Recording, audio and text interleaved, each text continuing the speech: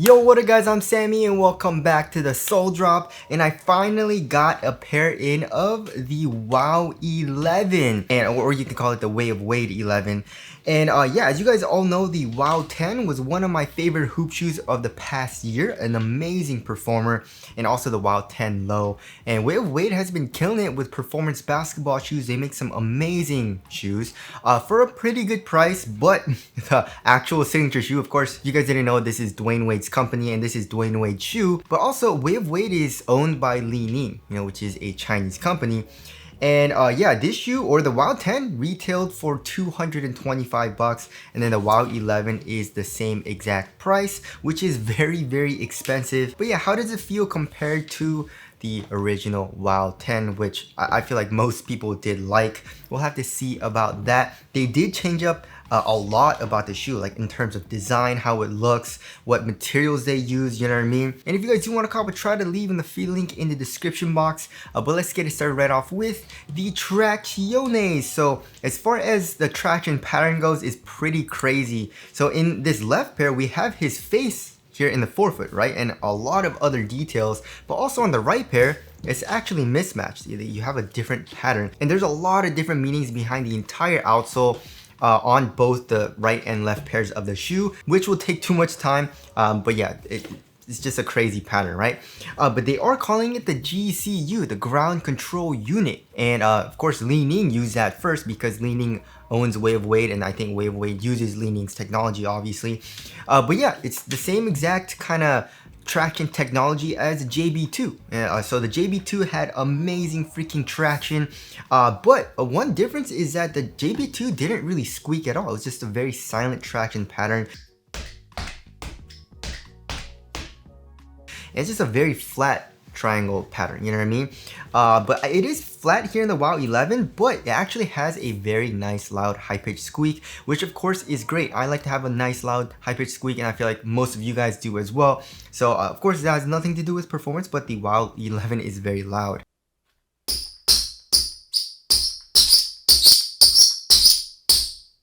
But yeah, how does the traction feel so far on my wood floors? It feels absolutely amazing. It has an amazing bite right now on my wood floors. So I'm very happy about that, because of course the WoW 10 had really good traction. The translucent, like this colorway, when I was playing in it, had really good traction, right? But for some reason, in the colorways that had like a solid rubber outsole, it didn't bite as hard, and also picked up a little bit more dust for some reason, from my personal experience. But still very nice traction in the WoW 10. But the WoW 11 is actually feeling a little bit better, right? And also when you look at it, it looks almost like slightly translucent, you know what I mean? And it has this really cool milky color to it as well. But yeah, GCU, they're saying that it has better grip, than traditional rubber, which of course is a good thing. They do R&D for their rubber outsoles to improve the traction, right? And also, it even specifically says on their site that it's supposed to be good or better than traditional rubber for dusty settings as well, which of course is a great thing. I feel like most of us are playing on a dusty court.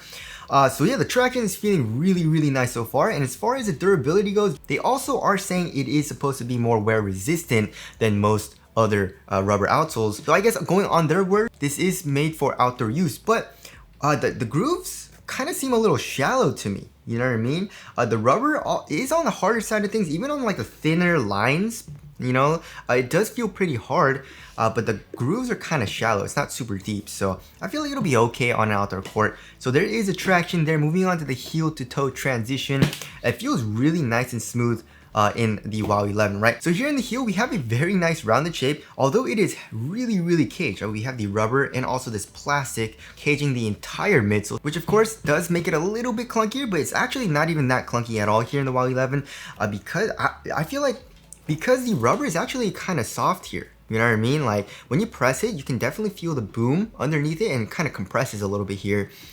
Versus, like the Jordan 12 or like the foam posits, which is like super stiff here, which makes it a lot clunkier. But the WoW 11 is actually kind of smooth here in the heel. And then coming here to the forefoot, we got a great curved shape, very nice rocker shape. And also, it's pretty hard to bend actually, right? like I'm putting a lot of force into it, and this is as much as I can bend it because it is using a full-length carbon fiber plate, which is sandwiched in between the full-length boom midsole, which we'll get into in cushion. But yeah, this shoe feels really springy right now, you know what I mean? Which of course is a good thing. You have a very nice spring back. Same thing with the Wild 10. You know, it had a full-length carbon fiber. They're calling it full-length. I know it doesn't extend all the way here into the heel, but it's pretty much full length, right? So we have a full length carbon fiber plate here in the Wild 10 as well, but it is bottom loaded, right? But it still had a very nice springiness to it as well, especially for heel to toe transition out of your first step. Give you that little extra bounce in like the forefoot, you know? And same thing with the JB2. The JB2 has a full length carbon fiber plate that's sandwiched in between the midsole as well, you know what I mean? But it actually is a lot more flexible. Just kind of interesting comparing to the Wild 10 and also the Wild 11. But yeah, it feels really nice, very similar to the Wild 10, but actually it feels a little bit springier because I don't know why, but it feels a little bit stiffer here in the Wild 11, you know? So we'll have to see on how that actually translates when I'm playing it, but it feels really nice so far. And then moving on to the cushioning setup. The cushioning setup is amazing, right? So if you guys didn't know, Boom Cushion from Li Ning and also Dwyane Wade is absolutely amazing. It's one of my favorite foams that you can get on any shoe because it's very soft, first of all, right? It's a really, really soft foam, but also it actually has a good amount of bounce and rebound back, which I like. And Boom is really light, you know what I mean? So it doesn't add that much weight to the overall shoe compared to like Boost, you know what I mean? Which Boost is kind of heavy, it's pretty high density. So yeah, so we do have an EVA midsole. This is all EVA right here, right? And even on the medial side, this is all just EVA foam, but it's a lightweight EVA foam. Obviously, because this is all caged here, there is no actual compression from the midsole because this is all plastic, but the step and comfort is absolutely amazing, right? So first of all, the insole is literally the exact same as the Wild 10. It's like this like foamy insole. It kind of feels like very, very smooth, you know what I mean? There's not too much compression to it, but it feels a little bit like bouncier, you know? It feels like there's a little bit more resilience to it than a traditional or light insole, right? But then of course, underneath that, we have, you know, a soft mesh strobel board and it's full length, you know what I mean? So here in the heel, here in the midfoot, and also here in the forefoot, it's just full length, unadulterated, boom. And just underfoot cushion and step and comfort is absolutely amazing. When you feel it with your fingers, there's just so much compression, right? But there is a little bit of a difference between the Wild 10 and the Wild 11 for that because, so first of all, when you see the Wild 10 kind of strobel board, there's this black material around the strobel board, right? So that part is a little bit stiffer than the white part, of course. But in the Wild 11, I mean, there is a material going around it as well, but it's like softer, you know what I mean? So the entire footbed is very, very soft. But also the court feel is a little bit worse in the Wild 11 comparing to the Wild 10. The Wild 10 feels a little bit lower to the ground. The Wild 11 is a little bit higher up off the ground. So the Wild 10 had good court feel, and the Wild 11 I would say is just average for court feel, which of course is not even that bad. So combining all that, you know, step and comfort under the cushion, a little bit of bounce and compression right underneath your foot with the full length carbon fiber, which they're calling the carbon core drive system. It feels really nice for the cushioning setup, and just like the Wild 10, but also the Wild 10 feels a little bit more dead here in the heel. Although the cage here is a little bit softer than the Wild 11, like there is a little bit more compression here. The shape, it comes up a little bit more, so it feels a little bit more dead from the actual like heel when you're doing heel strikes and stuff like that, comparing it to the Wild 11, right? So the cushioning setup is absolutely amazing. I loved it. And yes, same thing with the JB2. JB2 is one of the bounciest cushioning setups that I've played in. Super duper nice. So there is the cushioning setup there. Moving on to the upper, so they are using a leather material.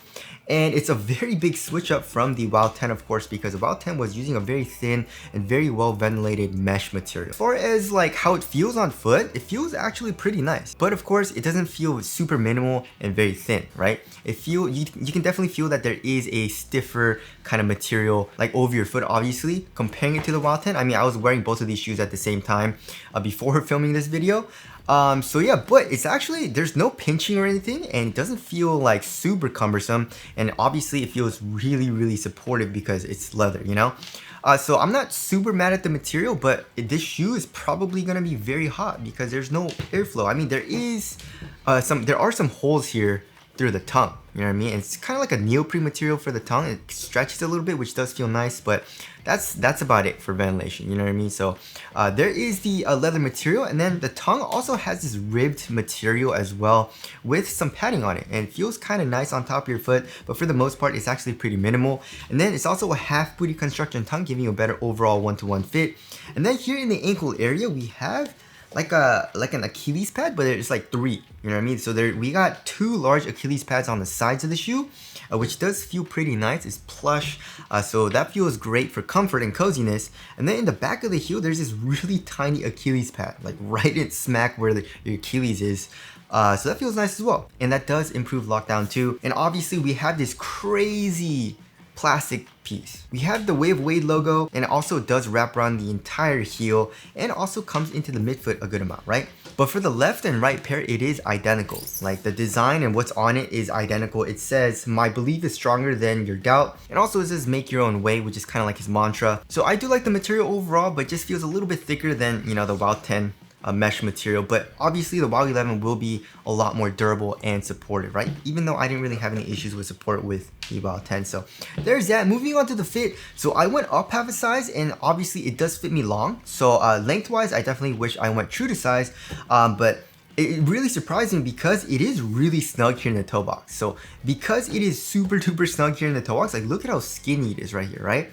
I don't really mind the extra length too much, you know what I mean? I feel like if I did go true to size, it's gonna be super duper snug here in the toe box. So just take that with a grain of salt, because I don't have the WOW 11 true to size right now.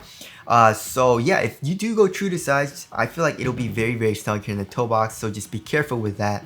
Also width-wise, I would say it's slightly narrow, even though I did go up half a size, you know what I mean? Like I can definitely feel the EVA foam squeezing the side of my foot just a tiny bit, so also be careful with that. So honestly, I don't really mind going up half a size, but we'll have to see on how it actually breaks in when I play in it. Will the fit get roomier and stuff like that? Probably not too much, because it is a leather material, but of course, we'll have to see on that. So I guess, you know, if you do want a nice snug fit, especially lengthwise, go true to size, right? But like I said, be careful with the snug, very snug toe box. The WOW 10, I did go true to size, and it's a very, very nice snug fit lengthwise and also here in the toe box. But you know, with this mesh material, it does get a little bit roomier, you know? So there is the fit there. Moving on to the support and lockdown, I feel like it's gonna be very, very good, right? This leather material is extremely supportive. It'll contain my foot very well. And also with this EVA, look at all this, right? So literally, this is all EVA here in the toe right here. This wraps around, goes all the way around the medial side, right? Also here on the lateral side, it comes up like crazy. This is all EVA. Insane, you know what I mean? So you have the EVA acting as a sidewall, which is, I mean, your foot is not coming out of the footbed at all. Obviously, we have this plastic piece as well. So yeah, lateral containment is probably gonna be very good. And also lateral stability, look at this. Look at how crazy wide this shoe is. That's absolutely insane.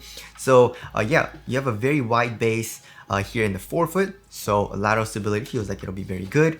And I'm not really experiencing any type of slippage, like heel slippage or anything like that, but my heel doesn't feel completely locked down right now for some reason. Maybe because there is a little bit of length for me for the fit.